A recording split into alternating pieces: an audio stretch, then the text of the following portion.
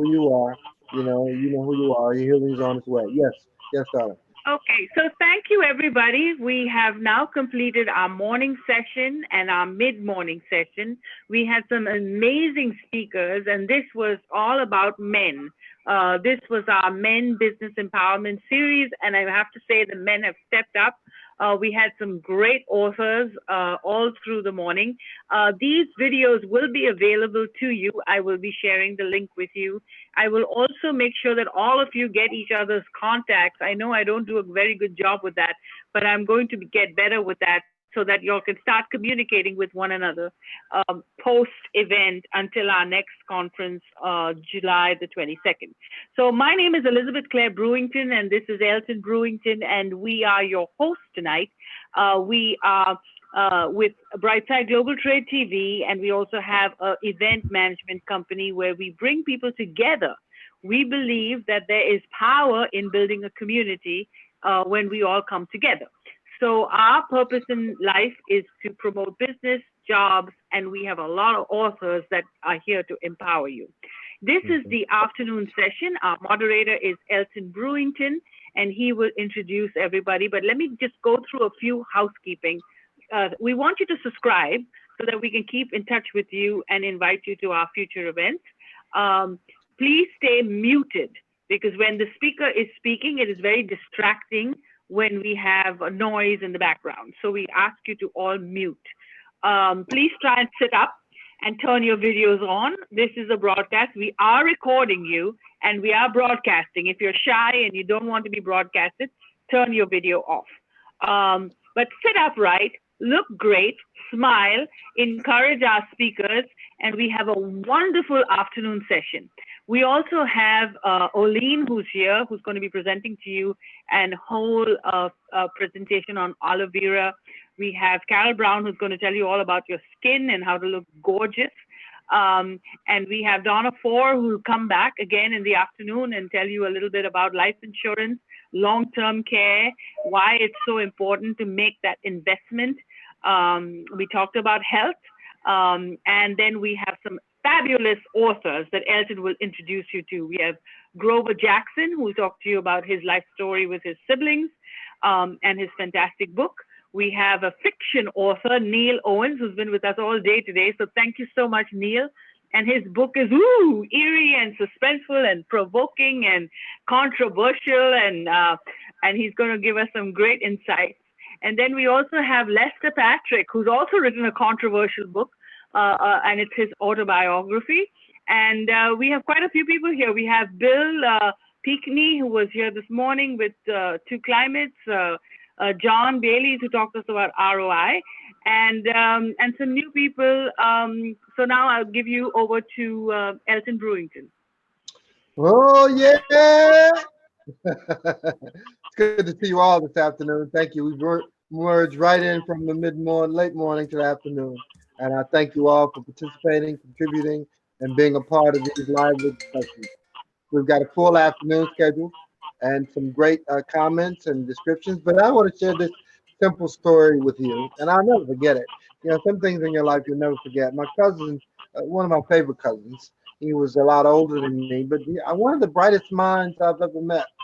He used to tell me this story, and he used to say, in your race for exceptional action, in your race for a competitive edge, understand this and this true and simple fact. And we all know races. We know the Kentucky Derby. We know the Preakness. We need the Belmont Stakes. Remember this: you'll never see a donkey win the Kentucky Derby. You'll never see a donkey win the Kentucky Derby. No, so the best runs, the best races, you got to be in the race. You got to be in the race. You got to be targeting to win. We are targeting. We are specifically clarifying our position, and this is about mind and action and your expectation and also pursuit. So I want to make sure that you know that this time is meant for that. We want to encourage you. We want to inspire you. We want to bring you to better places, bigger wins, opportunities that give you that convey the caliber of who you are. And I know you all to be winners. I know you all to be winners, all to be winners. No exception. No exception. So, with that being said, we're moving on, and we have some great authors for this afternoon. The first author to come up deck is a great guy. I mean, he he's written a book, a collaborative with his family. Now I don't know how he did that. You know, I don't know how he was able to get his family to help contribute to writing a book, because sibling rivalry is amazing. But he was able to get his family together to write this book, a journey of love, faith, strength, and determination. World State City Farm. Mr. Grover Jackson, amazing guy. He's former employee with IBM, always outstanding and always top of his game when it comes to pursuits of the best. And we're delighted to have him with us this afternoon.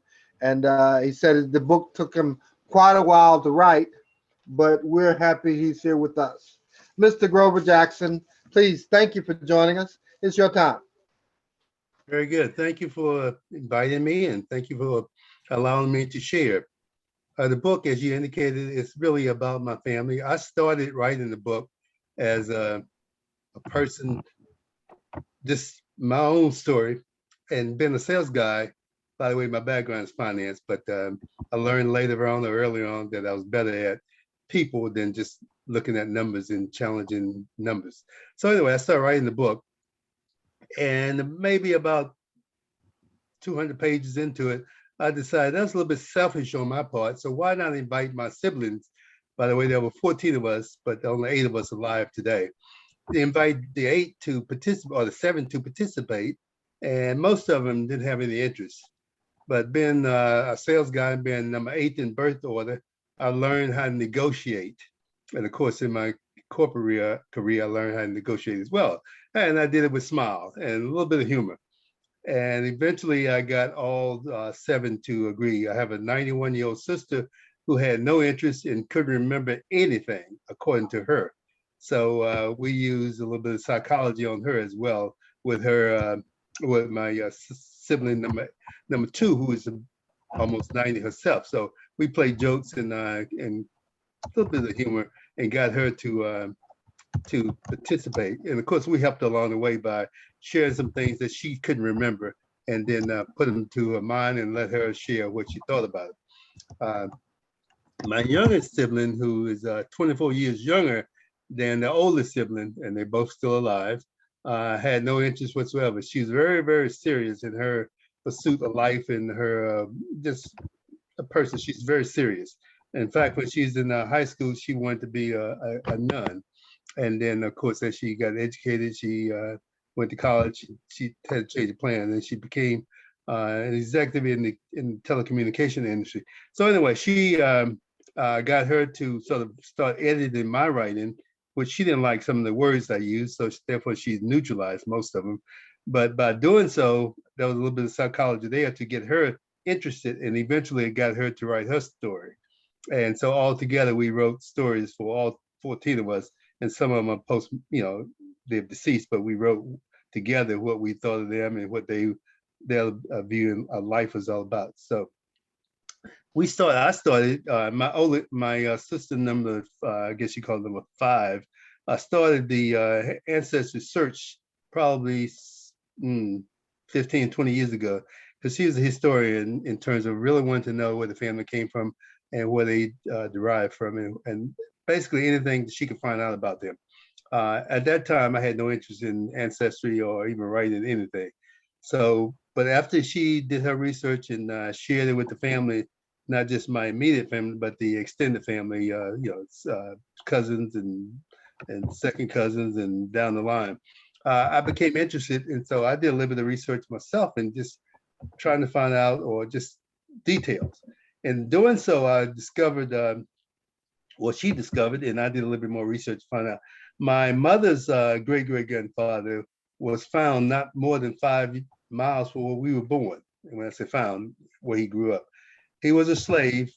And back in those days, the Creek Indians, now this is 18 in the 1820s, the Creek Indians was basically the dominant people in the area. This is South Georgia, East Alabama, Southwest Georgia, and East Alabama.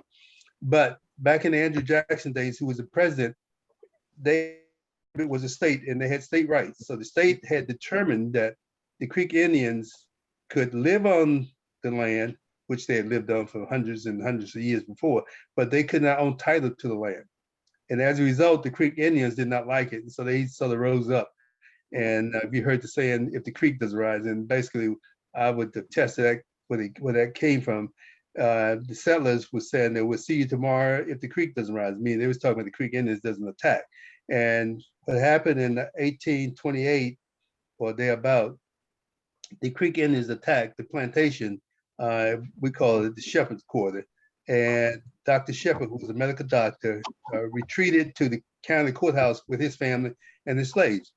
And we found him 10 years later in the documentation in the county, as Dr. Shepherd had passed away.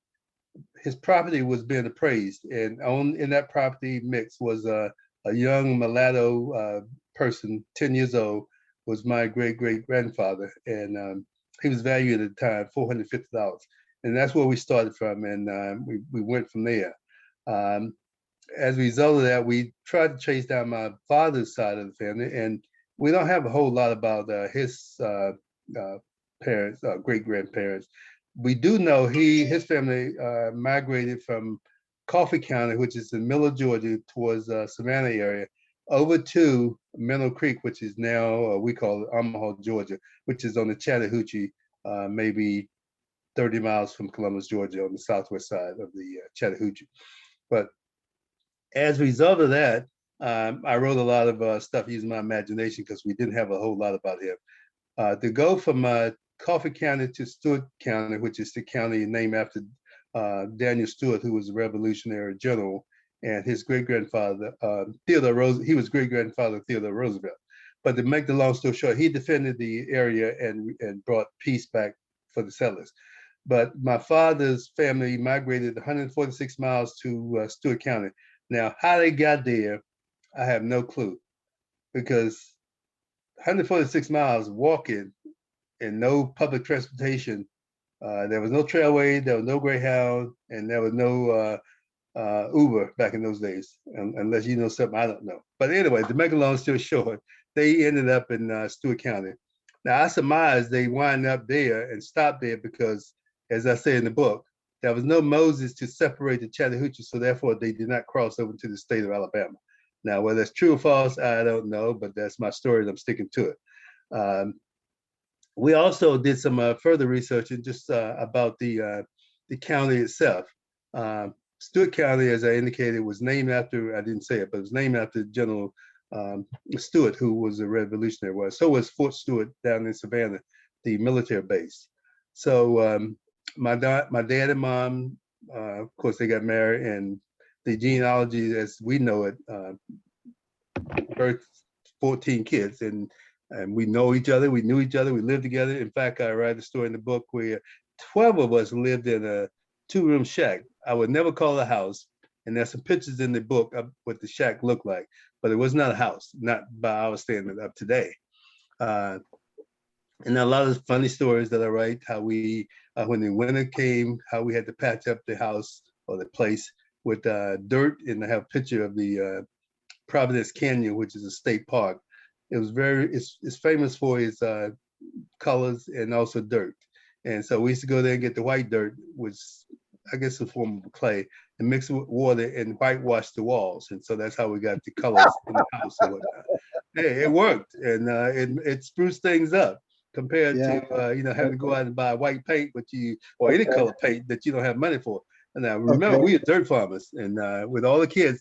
In fact, I surmise, and I have no proof of it, but families back in those days had a lot of kids, not for the sake of raising the kids to have, of course, our kids vouch for them, but they were workers. They grew up to be workers, but they had to have someone to tend the farm. You didn't have people that you could pay to go out and harvest your crop. Right. which consisted primarily of cotton, peanuts, and corn.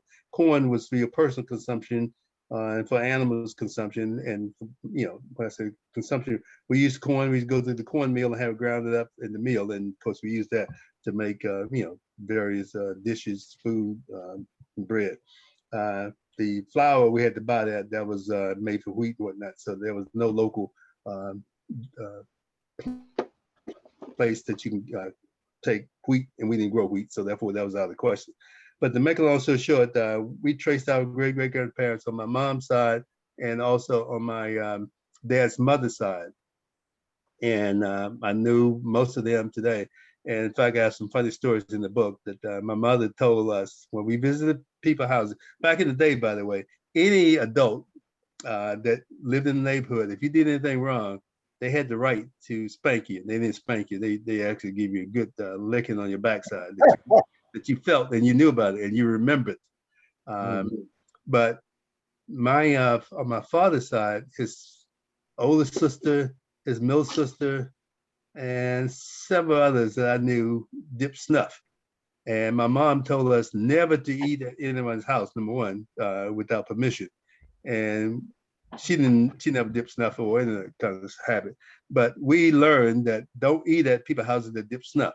And the reason being, this is my story and I'm sticking to it. When they spat, some of the juice may have flown into the food they were cooking, and that was despicable. So we had a saying when we visited relatives' houses that dip snuff and they offered you food. The favorite comment was, "No, thank you, I'm not hungry," and of course, you're not going to eat if you're not hungry.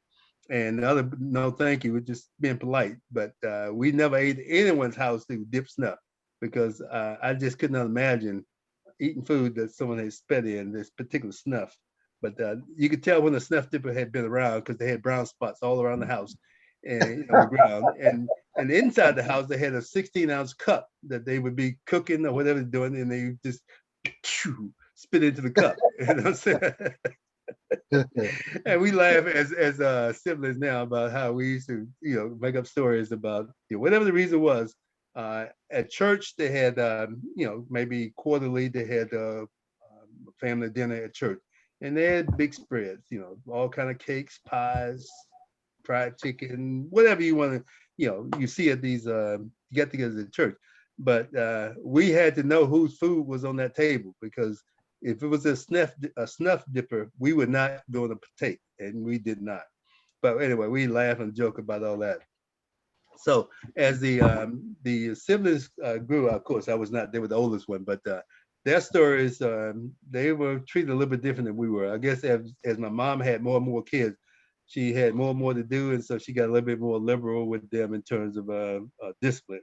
But I could not say that because I got my share of spanking not from my mom, but from my dad, from my aunts and my aunts, school teachers, just a neighbor, anybody who, in fact, we used to say, if you look at them wrong, you got spanked. And because we were a little bit devilish. And one of the things that we did often, in particular being farmers, in the summertime, peaches, people had a few peach trees. And when you say the devil made me do it, that was our story. We walked down the road and we see a peach tree and it had some nice, delicious peaches on it. And of course, the farmers knew that they had peaches on their trees. And so therefore they would, you know, make sure there was no tracks around the trees. And when someone went out there, they saw the tracks and they've seen us pass by, they knew who had done it. And so we used to partake of the peaches and wind up getting spanked for it. But the point was back to Flip Wilson, and that's not in the book. But the devil made us do it because those peaches looked delicious, and it was just devilish going out doing it. Same thing for watermelon. Farmers had watermelons, and we see the patch, and they were ripe, and we didn't want the watermelon. We had our own watermelon, but just passing there, we'd go out and get one and bust it open and just eat the heart out of the watermelon, leave the rest of it there. And of course, we had passed there, and whether we did it or not, we got our rears spanked. So we laughed about it now, but it was not fun then. But we knew we was going to get spanked. But it was just being boys growing up and doing devilish stuff. All right. But and how much time do I have so I can make sure? Now Yeah, we're oh, about running your off on time's time. up. Yeah. Well, so I tell you what, if you just wrap up, that'd be fine. We'll move to the next. Okay, so that's the first, just about the ancestors. Grover, Yeah. we can bring you back later if you stay on. So we just wrap you up for now. Yeah. So that's just the first part of the early part of the family, how we grew up and where we were going and how we, but the net of this part two is that in 1958, we migrated from Georgia as a result of my mom did not want us growing up in Georgia, not being educated properly and not having the opportunity to move on with life. We moved to New Jersey, and as a result of that, 10 of us got college degrees out of 14. One died prematurely out of some diseases that we didn't know about. And the other three, one did not want to, she didn't finish high school, but she had 9 kids and she was a family person. That's why she went. And 2 brothers started their own business. And that's the end of part 1. Part 2 is to be determined or be to continue. Okay.